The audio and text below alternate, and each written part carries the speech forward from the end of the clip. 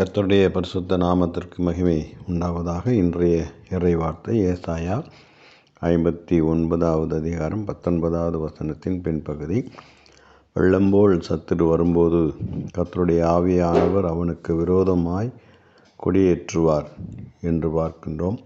In English, when the enemy shall come in like a flood, the Spirit of the Lord shall lift up a standard against him என்று பார்க்கின்றோம்.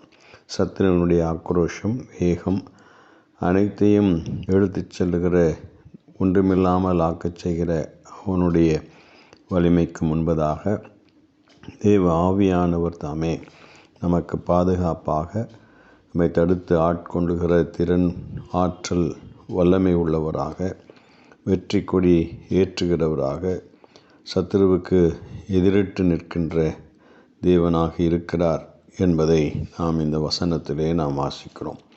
என்னதான் வெள்ளம் போல சத்துரு வந்தாலும் கர்த்தருடைய ஆவியானவர் நம்மோடு கூட இருக்கிறதுனாலே அவைகள் எல்லாவற்றிலும் இன்று நம்மை காக்கிறார்.